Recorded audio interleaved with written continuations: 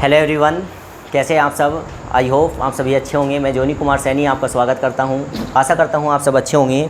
आज हम देखने वाले हैं द्विघात, और द्विघात में हम भी ये आज देखने वाले हैं श्रीधराचार्य सूत्र को।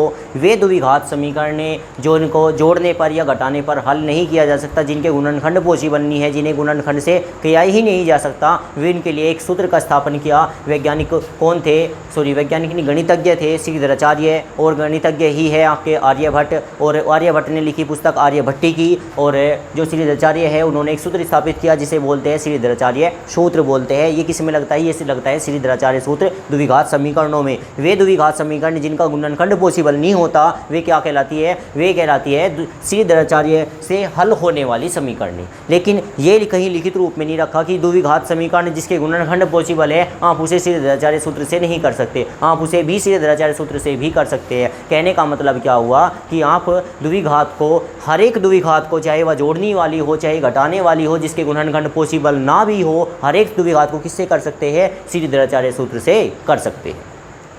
एक क्वेश्चन बड़े सिंपल तौर से लेने वाले हैं, जो द्विघात का हो और जिसके गुणनखंड पॉसिबल हो। पहले गुणनखंड से आंसर लाएंगे, फिर उसी को हम श्रीधराचार्य से करेंगे, जिससे हमारे दोनों कॉन्सेप्ट क्लियर हो जाएंगे। और यदि आप इस चैनल पर नए हैं तो प्लीज़ चैनल को सब्सक्राइब करें, लाइक करें और अपने दोस्तों में शेयर करें। इस चैनल पर कक्षा 10, कक्षा 12 और कंपटीशन एंड कक्षा 11 की सभी वीडियो को अवेलेबल कर दिया गया है, और प्रोसीजर जारी है, और आप प्लेलिस्ट में जाकर देख सकते हैं। अगर आपने द्विघात की वीडियो को मिस कर दिया तो पहले प्लीज़ प्लेलिस्ट में जाके उन द्विघात की वीडियो को देखें, ताकि आपको ये मोटिवेशन वीडियो, ये आपकी वीडियो लाभकारी रहे आपके लिए। देखते हैं, एक क्वेश्चन लेते हैं। टॉपिक आपका चैप्टर नंबर 4, यूपी बोर्ड या सीबीएसई बोर्ड, ये फ़र्क नहीं पड़ता, क्योंकि यूपी बोर्ड में भी वही कॉन्सेप्ट होता है, सीबीएसई बोर्ड में भी वही कॉन्सेप्ट होता है। फ़र्क होता है थोड़ी सी लैंग्वेज या हिंदी का और इंग्लिश का, उसमें कोई बड़ी बात नहीं है। आपको सीखनी है द्विघात। क्या होती है द्विघातें? वे समीकरण जिसमें घात, बड़ी से बड़ी घात क्या पॉसिबल होती है? 2, क्या कहलाती है? द्विघात। क्या कहलाती है? द्विघात। जिसमें घात 2 होती है क्या कहलाती है? द्विघात। और जिसमें घात 1 होती है क्या कहलाती है? वो तो आपने बताया नहीं।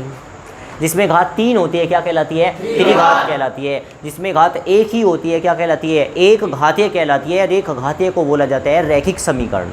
आपने चैप्टर नंबर 3 में पढ़ा था कि रैखिक समीकरण होती है, जैसे आपसे मैं बात कर लूँ x 3x + x = 9, ये क्या है? ये है द्विघात समीकरण। या 3x + x - 9 बराबर कितना होगा? 0। ये कैसी समीकरण होगी? रैखिक समीकरण होगी, क्योंकि इसके ऊपर क्या, x के ऊपर कोई घात है? नहीं। जहाँ कोई घात नहीं होती वहाँ घात होती है 1, और जब एक घातीय है तो एक घातीय समीकरण बोल सकते हैं। अगर एक घातीय नहीं बोलना चाहते तो ये समीकरण क्या कहलाएगी? रैखिक समीकरण कहलाएगी। रैखिक समीकरण क्यों कहलाती है? क्योंकि ये समीकरण हमेशा रेखाओं को रिप्रेजेंट करती है, रेखाओं को दर्शाती है।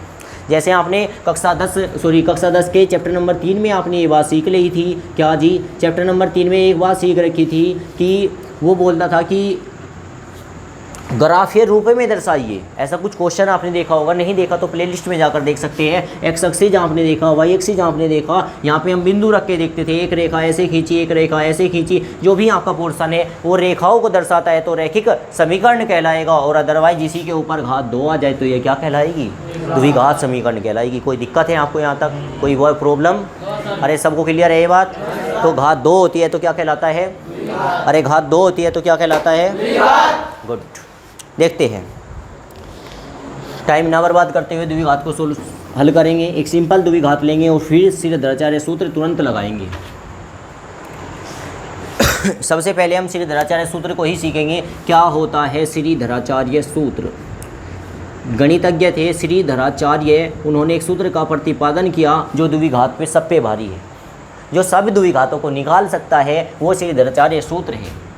श्रीधराचार्य सूत्र, फॉर्मूला आप इंग्लिश में बोल सकते हो। द्विघात समीकरणों की अगर मैं बात कर लूँ, क्या ये द्विघात समीकरण है? x² + 9x - 19 = 0। आप बताइए क्या ये द्विघात है? हाँ जी, ये द्विघात है। अगर मैंने यहाँ पे 19 का 9 बना दिया, क्या ये द्विघात है? हाँ जी, ये अब भी द्विघात है। मैंने यहाँ पे 3 लगा दिया, क्या ये द्विघात है? हाँ जी, ये अब भी द्विघात है। मैंने 9 को हटा दिया, कुछ रखा ही नहीं, क्या ये द्विघात है? हाँ जी है। अगर मैंने इस 9 को भी हटा दिया, क्या ये द्विघात है? हाँ जी, क्योंकि हमने एक बात जान ली है, समीकरण के ऊपर यदि 2 है, जब तक समीकरण के ऊपर 2 रहेगा वह द्विघात ही कहलाएगी, चाहे उसमें पद 2 हो, चाहे इसमें पद 3 हो, और चाहे उसमें पद 1 रह जाए। समझ आया आपको? जैसे आपको कहा जाए क्या ये द्विघात है? हाँ जी, ये द्विघात है। अगर आपसे पूछा जाए क्या ये द्विघात है, तो डरना नहीं, संख्या बड़ी रही होगी लेकिन द्विघात तो फिर भी है। लेकिन जैसे ही आपको ये पोर्शन क्लियर कर दिया जाए क्या ये अब ये द्विघात है, अब ये द्विघात नहीं है, क्योंकि इस पे घात 2 पॉसिबल नहीं है, तो ये द्विघात नहीं होगी। अगर आपसे पूछा जाए द्विघात समीकरण का एक फॉर्मूला होता है, जी हाँ, द्विघात समीकरण का भी एक फॉर्मूला होता है। क्या होता है? ax² plus bx plus c बराबर 0। सभी बोले क्या होता है? ax² plus bx plus c बराबर 0। ये द्विघात का फॉर्मूला होता है। ठीक है, रटने वाली याद करने वाली कोई बात नहीं, आपको ध्यान रखना है। घात 2 है तो क्या कहलाएगी? द्विघात कहलाएगी। कोई दिक्कत यहाँ तक? दोबारा बोले, सभी बोलेंगे क्या होगा? ax² plus bx plus c बराबर 0 बराबर 0। Well done. अब श्रीधराचार्य सूत्र इसी बात पर डिपेंड करता है, बाद में लिखेंगे क्योंकि आपको बाद में साथ साथ याद हो। आपको एक सवाल दिया जाए बिल्कुल सिंपल प्यारा सा, x² प्लस यहाँ पे दे दिया जाए सपोज डेट, यहाँ पे दिया गया आपको 13x और प्लस में आपको दिया गया 30 और बराबर कितना दिया गया? 0। आपसे सबसे पहले पूछा जाए बच्चों ये जोड़ने वाली द्विघात है कि घटाने वाली? कैसी द्विघात है ये? जोड़ने वाली द्विघात है। वो क्यों है सर? जी यहाँ पे प्लस है बेटा, अगर मैंने इसको माइनस कर दिया कैसी द्विघात बन जाएगी? अब भी ये जोड़ने वाली द्विघात है, अब भी ये जोड़ने वाली द्विघात है। क्यों? क्योंकि हमने ये बात जान रखी है, इस वाले चिन्ह से कोई फर्क नहीं पड़ता, बाद वाले चिन्ह से हमेशा फर्क पड़ता है। अगर ये यहाँ पे प्लस है तो कैसी होगी द्विघात? जोड़ने वाली। अगर यहाँ पे माइनस हो जाता तो द्विघात कैसी हो जाती? घटाने वाली। ठीक है, तो यहाँ पे आपका प्लस रहा, यहाँ पर भी प्लस रहा। अब हमें निकालना है द्विघात के x के मान। कैसे करेंगे? कैसी समय द्विघात है जी? ये पॉजिटिव है, जोड़ने वाली है। ये है यहाँ पे क्या? यहाँ पे क्या लिखा हुआ है? 30 के ऐसे टुकड़े करने हैं, 30 को ऐसे 2 टुकड़ों में तोड़ना है जिनकी गुना तो 30 ही बैठे, लेकिन जोड़कर कितना आ जाए? 13। 10 तिया 30, 10 और 3 13, और 10 की 3 में गुना करोगे क्या आएगा? 30 आएगा। समझ आया? अगर कोई बच्चा ये कहने लगे सर यहाँ पे 30 है, क्या 15 दूनी 30 नहीं होता? हाँ बेटा 15 दूनी 30 होता है, आपने सही लिखा, आपने सही बोला है, 15 दूनी 30 होता है। लेकिन क्या 15 को 2 के साथ जोड़कर 13 आएगा? जी नहीं आएगा। तो ये इसका गुणनखंड बैठ ही नहीं सकता। आपको समझ आ रही है बात? ये अरे ये बातें समझ आ रही है? अच्छा, तो इसका गुणनखंड क्या पॉसिबल है? इसका गुणनखंड पॉसिबल है जी 10 गुना 3। ठीक है, तो जहाँ 13 है वहाँ पे मैं क्या लिखूँगा? 10 प्लस 30। जब आपको लिखना है, क्योंकि मैथ ये होता है, मैथ सबसे सिंपल है। मैथ का क्या होता है? ऊपरली लाइन को देखो जाओ, नीची लाइन को छापे चले जाओ। आपको करना कुछ नहीं है, आपको ऊपरली लाइन देख के नीचे छापना है। बस 13 के स्थान पे क्या लिख देना है? 10 प्लस 3। तो अगर मैं आपको कहा जाए कि मेरे जेब में पैसे है, एक 10 रुपये का सिक्का है, एक 10 रुपये का नोट है और बाकी के 3 रुपये के सिक्के हैं, तब भी तो वे 13 रुपये के जाएंगे ना। तो जहाँ पे आपके 13 लिखे हुए हैं वहाँ पे आप क्या लिखोगे? 10 प्लस 3। बाकी सेम जो का तो ही रहना है। क्या रहेगा? x की घात 2 प्लस क्या रहेगा? 10 प्लस 3। यहाँ चिपका हुआ है x, आप भी चिपकाए x। यहाँ क्या है? प्लस, यहाँ क्या है? 30 बराबर क्या है? 0। कोई दिक्कत यहाँ तक नहीं होनी चाहिए। अब x को अंदर लेके जाएंगे, x की घात 2 plus 10x plus 3x plus 30 बराबर 0। वाह! अब क्या करेंगे? अब आपको बनाना है जोड़ा। 1 2 3 से जब आ जाए 1 2 3 4 तुरंत जोड़े बनाएं। जोड़ा कैसे बनाएंगे? पहली दोनों संख्याओं का जोड़ा और बाद की दोनों संख्याओं का जोड़ा। क्या यहाँ तक किसी को कोई प्रॉब्लम है? जी नहीं। अब जोड़ा आपने बनाया, क्या इसमें कुछ कॉमन आ रहा है? हाँ जी, x² का मतलब होता है x² को 2 बार लिखना, x गुना x। घात बोलती है इतनी बार लिखना है। अगर x की घात 3 रहा होता तो x को कितनी बार लिखते? 3 बार। x गुना x। कोई प्रॉब्लम नहीं है। x² को हमने दिमाग में सोचा जी x² की जगह तो x गुना x है, ऐसी कौन सी संख्या है जो कॉमन है? x है जी। क्यों? कॉमन का मतलब जान लो, अगर कहीं पे लिखा हुआ है ए बी और लिखा हुआ है ए वाई, ऐसा कौन सा डिब्बा है, ऐसी कौन सी नंबर्स है, ऐसा कौन सा वेरिएबल्स है जो यहाँ पे कॉमन है, एक जैसा है? ए। क्या कॉमन है? ए। अगर हमने ए कॉमन उठा लिया, यहाँ पे क्या बचेगा? बी, क्योंकि ये तो निकल लिया।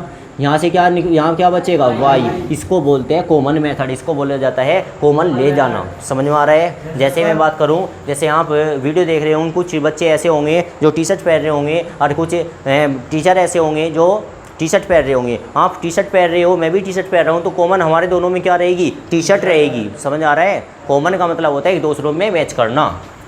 इसमें कौन क्या आ रहा है बच्चों जी? x आ रहा है। एक्स स्क्वायर तो बोल नहीं सकते क्योंकि यहाँ पे एक्स स्क्वायर नहीं है, तो कॉमन तो x आएगा, वहाँ पे भी x बन, यहाँ तो x गुना x, एक x आ जाएगा, यहाँ से क्या आएगा? x ही आएगा। यहाँ क्या बचेगा? x। यहाँ क्या बचेगा? 10। ये काम हुई बात। यहाँ से क्या कॉमन आ रहा है? 3, क्योंकि 3 ढाई 30 होता है। 30 को आप 10 गुना 3 भी लिख सकते हो, और 3 क्या आ जाएगा? बाहर, तो आप बोल सकते हो 3। यहाँ क्या बचेगा बेटा? x। यहाँ क्या बचेगा? 10। 3 निकल लिया, बराबर कितना?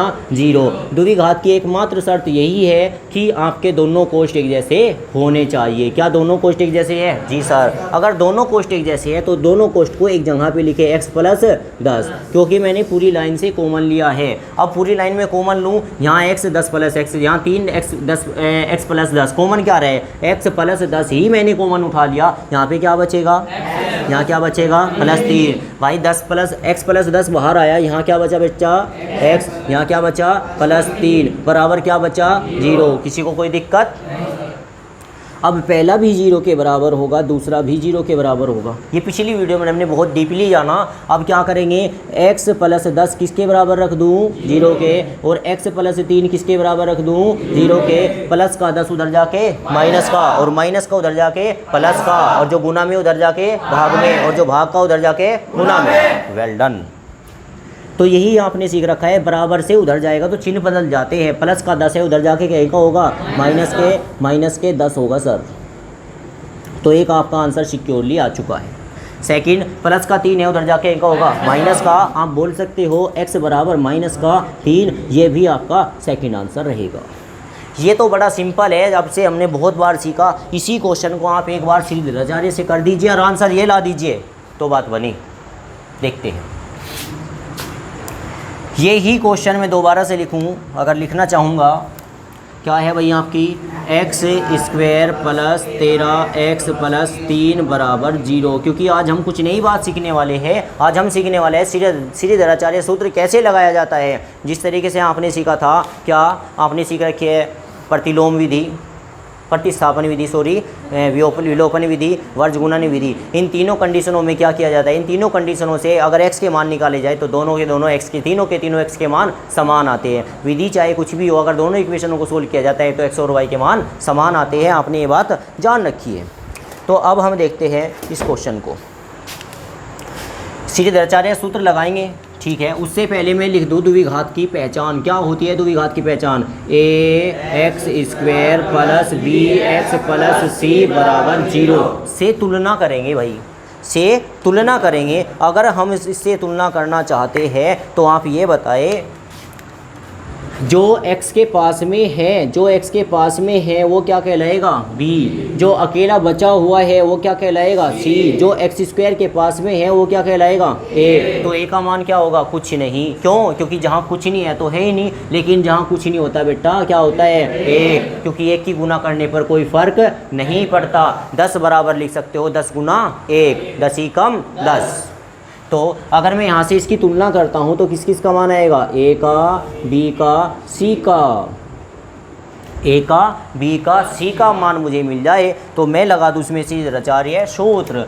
a का मान कितना है? 1, b का मान 13, c का मान 30। अब शुरू करते हैं जो बहुत दिनों से प्रतीक्षा में थे, श्रीधराचार्य सूत्र क्या होता है। यहाँ मैं दोबारा से लिखूँ, श्रीधराचार्य सूत्र विधि से हम इसे करना चाहते हैं तो मैं लिखना चाहूँगा श्रीधराचार्य सूत्र। यहाँ बैठूँ, श्रीधराचार्य सूत्र। श्रीधराचार्य सूत्र क्या होता है देखेंगे। हम लिखेंगे सीधे रचार्य सूत्र। एक तो आपकी द्विघात किस रूप में है भाई, x के रूप में है, तो x का ही मान आएगा। आप लिखोगे x बराबर, याद करेंगे पहले सभी शांत रहेंगे, x बराबर होता है minus b plus minus under root b square minus 4ac बटे 2a। अब डरना मत, कितना बड़ा सूत्र है, अरे इतना बड़ा काम भी तो ये करने वाला है।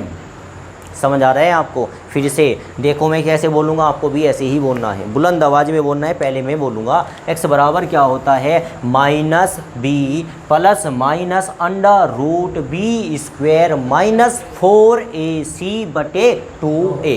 कोई दिक्कत किसी को? ठीक है, x बराबर सभी बोलेंगे क्या होगा, minus b plus minus under root b square minus 4ac बटे 2a। ध्यान रहे आप यहाँ पे 4ac ही बोलोगे, और जब सूत्र बड़ा हो जाता है तो अपनी स्पीड को कम रखे, आवाज़ ज़्यादा रखे लेकिन स्पीड कम रखे, ताकि आपसे कोई गलती ना हो। x बराबर क्या होगा, minus b plus minus under root b square minus 4ac बटे 2a बटे 2a। गुड। अब आपको इसमें क्या चाहिए, b का मान है, b का मान है, a का मान है, c का मान है, a का मान वापिस है, सारे मान इसमें रखो, आपको आंसर मिलना ही मिलना है। और ध्यान रहे आपके आंसर भी क्या आनी चाहिए, ये तो बात करें, नहीं तो कोई बात ना करें। देखते हैं x बराबर माइनस है तो माइनस ही लगाऊंगा, b का मान कितना है भाई 13, ये लोहा 13 plus minus under root b का मान कितना है जी 13 तो मैंने लिखा, b की घात कितनी है 2, तो 13 की घात भी कितनी होगी 2। कोई दिक्कत? वो बाद में सीखेंगे। यहाँ पे कितना होगा माइनस 4, यहाँ पे देखेंगे कितना भाई, यहाँ पे है 4ac, a का मतलब कितना है 1, c का मतलब कितना है 30, और बटे में क्या है 2a का मान कितना है 1। अब कुछ बच्चे कहना चाह रहे हैं कि सर यहाँ पे अगर b का मान माइनस रहा होता, हाँ हो सकता है, आएगा आगे, अगर b का मान माइनस रहा होता तब भी हम फॉर्मूले में माइनस b रखते, मतलब यहाँ पे रखते माइनस, और b का मान क्या रखते -3 रखते, वो माइनस माइनस बाद में प्लस हो जाता, वो बाद की बात थी। जो जहाँ पे मान रखना होता b के स्थान पे फिर रखता -3 का होल स्क्वायर, और b के स्थान पे और कहीं भी मिलता तो -13 ही आपको लिखना होता। ठीक है, वो बाद की बात है। फिलहाल इस क्वेश्चन पे आए जो कि सिंपल क्वेश्चन है आपके सामने। यहाँ तक किसी को कोई प्रॉब्लम? अगर आपसे पूछा जाए बेटा कि 6 की घात 2 का मान कितना होता है जी, 6 की घात 2 का मतलब 6 को कितनी बार लिखना 2 बार, 6 गुना और 6 गुना 6 कितना होता है 6 छंग 36 होता है। बिल्कुल सेम कंडीशन पे आना है यहाँ पे जी। x बराबर माइनस के 13 प्लस माइनस अंडर रूट 13 की गुना 13 में करेंगे, 13 गुना 13 कितना होता है 169 होता है। जब गुना करनी सीख जाओगे डायरेक्ट याद करो, 12 गुना 12 क्या होता है 144 होता है, 10 गुना 10 क्या होता है 100 होता है, 8 गुना 8 क्या होता है 64 होता है। इसी प्रकार 13 गुना 13 क्या होता है 169 होता है। आपको विश्वास ना है आप गुना करके देख सकते हो, 4 ही कम 4, 4 तिया 12। देखो मैंने क्या किया, इन तीनों की गुना करनी है, 4 ही कम 4, 4 आ गया। अब 4 की गुना किस में करूँगा 30 में, 30 में तो करता नहीं, 4 की गुना किस में कर दूँ 3 में, 4 तिया 12, 0 चिपका दो, कितना आएगा 120 आएगा। और बटे में कितना रह जाएगा 2 ही कम 2। कोई दिक्कत यहाँ तक? अरे किसी को कोई प्रॉब्लम? आगे चले, आपको नींद आती है, अरे आगे चले, वेल डन। x बराबर यहाँ पे कितना है बेटा माइनस के 13 प्लस माइनस अंडर रूट 169 में से 120 घटाना है, तो क्यों नहीं घटाते, 169 में से 120 घटाओ, 100 से 100 खत्म, 69 से 20 घटाओ, कितना बचेगा 59 बचेगा जी, 49 लिख दो। और बटे में क्या बचेगा 2 बचेगा, तो 2 ही लिख दो, ये आया। अभी अभी तो सीखा 64 का वर्गमूल क्या होता है 8, 64 का वर्गमूल क्या होता है 8, 25 का वर्गमूल 5, 8 का वर्गमूल कुछ नहीं होता, 4 का वर्गमूल 2। जिसे नहीं आ रहा है फिर से जाने। अरे अगर कोई संख्या रूट के अंदर मौजूद है, जैसे 16 हो गया, 16 का वर्गमूल नहीं पता, आपको खुद से सोचना होगा ऐसी कौन सी संख्या है जिसकी गुना उसी में करने पर आंसर आता है। 4 चौक 16, तो 16 वर्गमूल होगा किसका 4 का। इसी प्रकार 25 को क्या लिखोगे 5 गुना 5, तो 25 वर्गमूल होता है 5 का, 64 वर्गमूल होता है 8 का, क्यों 8 8 64, 49 वर्गमूल होता है 7 का, क्यों 7 7। तो यहाँ पे देखो 49 लिखा हुआ है, 49 किसका वर्गमूल होगा रे, तो 13 प्लस माइनस क्या लिखूं 7 बटे कितना लिखूं 2। ये प्लस माइनस का मतलब प्लस तो जोड़ना होता है, माइनस तो घटाना होता है। यहाँ पे सवाल दो कंडीशन में टूट जाएगा, क्योंकि हमें आंसर कितने लाने हैं 2। देखते हैं x बराबर -13 तो रहेगा रहा। यहाँ पे आपको क्या करना है, नीचे देख लेंगे थोड़ा, x बराबर -13, एक बार तो प्लस के कर दो 7 बटे रहन दो 2, एक बार x बराबर -13, क्योंकि प्लस माइनस यहाँ लगा हुआ है ना, एक बार तो प्लस कर दिया, एक बार क्या कर दूँ रे माइनस, और बटे कितना कर दूँ 2। x बराबर 13 में से 7 गए, कितने बचेंगे पता नहीं कितने बचेंगे, 6 बच गए, 6 माइनस के 6 बचेंगे, बटे में कितना बचेगा 2, 2 ही कम 2 तिया, कितनी बार कटा 3 बार, काहे का माइनस का, एक आंसर आया। बाद में बात करते हैं, उधर भी यही आंसर लाएंगे, क्योंकि ये भी माइनस का है, ये भी माइनस का है। ये ऐसे बात मान लो, कोई तुषार नाम का लड़का है, मानने में जाता क्या है, तो कोई तुषार नाम का लड़का है, आपने उससे कोई पैसा उधार ले रखा है 13 रुपये का, दुकानदार है 13 रुपये का सामान लेके आए, कल आज लेके आए 7 रुपये का, उसे कितने रुपए देना होगा आपको देना होगा जी 13 और 7 कितना बैठ जाता है 20। अब हम उसे 20 रुपये देंगे तो माइनस का 20 बोलेंगे, और बटे में कितना रहेगा 2। बात समझ आ रही है आपको जी। 20 को 2 से डिवाइड करेंगे, कितनी बार आएगा 2 ही कम 2, 2 ढाई, अबे 2 ढाई, तो ढाई 20 होता है, 2 ढाई 20, कितना आया 10, कहीं का माइनस का, क्या उत्तर आया माइनस के 10, क्या उत्तर आया माइनस के 3। अगर द्विघात के गुणनखंड पॉसिबल है तब भी आंसर यही आएगा, गुणनखंड पॉसिबल नहीं है, श्रीधराचार्य सूत्र लगाओगे। सवाल थोड़ा लंबा हो सकता है, डीपली हो सकता है, लेकिन आंसर आपका फिर भी 100% क्या आएगा वही आने वाला है। आपने ये बात समझी क्या? तो आज आपका मेन पॉइंट क्या था, मेन मुद्दा क्या था, श्रीधराचार्य सूत्र को सीखना और उसे लगाना, कैसे लगाया जाता है सबने सीखा। फिर से बोले, एक तो श्रीधराचार्य सूत्र लगाते वक्त हमें 2 ही बातों का ध्यान रखना पड़ेगा। एक तो द्विघात समीकरण क्या होती है, ax square plus bx plus c बराबर 0 बराबर। और श्रीधराचार्य सूत्र क्या होता है, x बराबर -b plus minus under root b square minus 4ac बटे 2a बटे अब सारे मान इसमें भरना ही आपका आंसर कहलाएगा। इसके बाद तो जोड़ घटा है, जो बच्चा जितनी जल्दी कैलकुलेशन कर ले उतनी जल्दी उसका आंसर रहा होगा। ठीक है, मिलते हैं। अब देखते हैं नेक्स्ट एग्जांपल को। श्रीधराचार्य का आपका सूत्र रहने वाला है, यही आपको कॉन्सेप्ट लगाना है सब कुछ, बस आपने को चेंज किया गया आपका क्वेश्चन। क्या क्वेश्चन रहा इस बार, एक्स स्क्वायर प्लस रहेगा आपका कितना 7x प्लस 6 बराबर 0। दोबारा से द्विघात समीकरण क्या है, सभी बोलेंगे क्या है द्विघात समीकरण, x square plus 7x plus 6 बराबर 0 बराबर। गुड। अब आपने एक बात जान रखी है भाई, इसमें चेंज ही करना तो आंसर कहलाएगा ना भाई। हमें देखा कि एक्स स्क्वायर के पास जो होता है वो ए का मान कहलाता है, जो बी के पास होता है, सॉरी एक्स के पास रहता है वो किसका मान होता है बी का, और जो अकेला बचे वो किसका सी का। तो एक्स स्क्वायर के पास क्या है, कुछ नहीं है, जहाँ कुछ नहीं होता वहाँ क्या होता है ए, क्योंकि 10 ही कम 10 लिख दो या 10 गुना 1 लिखो, क्या आएगा 10 आएगा। तो इसका मतलब अब बात करें ए बी के मान बदलेंगे तो सवाल में गुना भी बदलेगी, बस इतना सा चेंज हो सकता है। एक बार देखते हैं वापिस, यहाँ पे जो आपका चेंज होने वाला है पोर्शन इतना ही चेंज होगा, बाकी कोई चेंज नहीं हो सकता। देखेंगे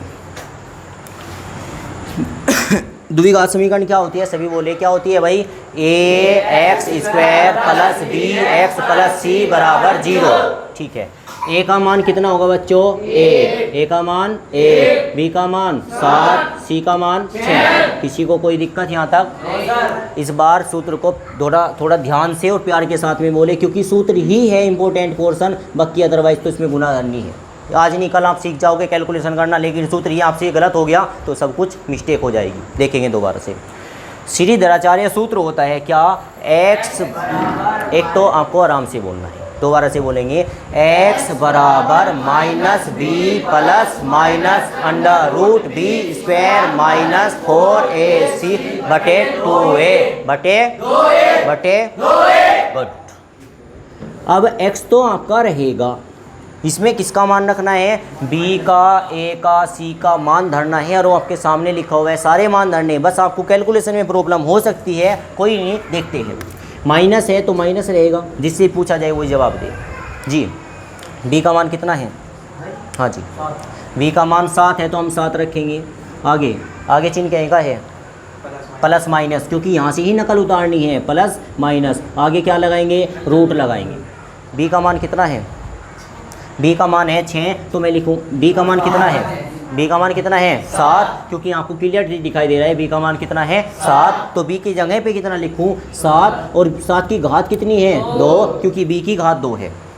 आगे चिन्ह कहीं का आएगा, माइनस का, ये रहा माइनस। आगे क्या लिखा हुआ है 4, यहाँ क्या लिखा हुआ है a का मान कितना है 1, a का मान है 1 तो 1 लिखेंगे गुना। अब बात करें आगे, आगे क्या लिखा हुआ है, c का मान कितना है 6, c का मान है 6, ये रहा। अब क्या लिखेंगे, बटे लिखेंगे, 2 जो का तो रहेगा। अब इसके बाद किसका मान रखेंगे अंकित,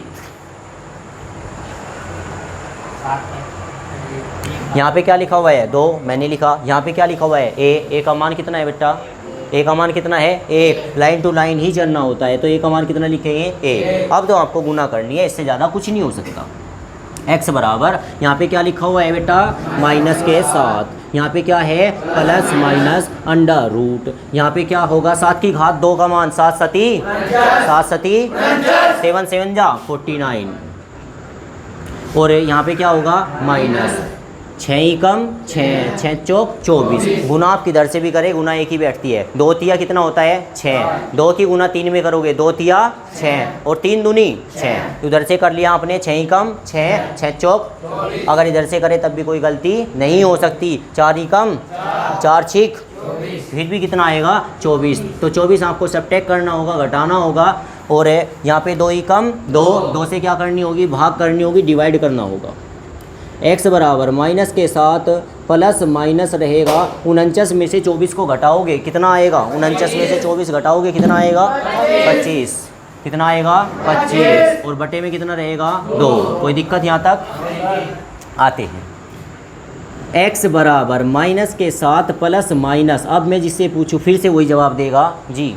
हाँ बताइए, 25 का रूट क्या होता है, 25 का वर्गमूल क्या होता है, 5 होता है, क्योंकि 25 का वर्गमूल क्या होता है 5, 49 का वर्गमूल होता है 7, 64 का वर्गमूल होता है 8, कि 80 का वर्गमूल होता है 4 का वर्गमूल होता है, अरे 4 का वर्गमूल 2, और 16 का वर्गमूल 4, 144 का वर्गमूल 12, 169 का वर्गमूल 13, 196 का वर्गमूल 14, 225 का वर्गमूल 15, और 25 का वर्गमूल वापस आते हैं क्या होता है 5, बटे क्या रहेगा, प्लस माइनस का मतलब क्या होता है, एक बार जोड़ देना, एक बार घटा देना। यहाँ से सवाल कितने भागों में टूटेगा, 2 में। x बराबर होगा -7 प्लस क्या कर देंगे 5 बटे क्या हो जाएगा 2, x बराबर होगा -7, इस बार क्या कर देंगे माइनस के 5 बटे क्या हो जाएगा 2, x बराबर होगा 7 में से 5 गया क्या बचेगा 2, कहेगा माइनस का, बटे में क्या रहेगा 2, 2 ही कम 2, क्या बचेगा 1, कहेगा माइनस का, ये क्या रहेगा आपका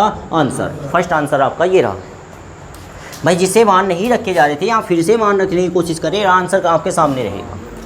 x बराबर माइनस के साथ माइनस के 5 कितना हो जाएगा माइनस के 12 बटे होगा 2, 2 ही कम 2, 2 छिक 12, x बराबर क्या होगा माइनस के 6। ये इस क्वेश्चन का क्या कहलाएगा, सेकंड आंसर कहलाएगा। कोई प्रॉब्लम आपको, अरे यहाँ तक कोई दिक्कत है तो मिलते हैं।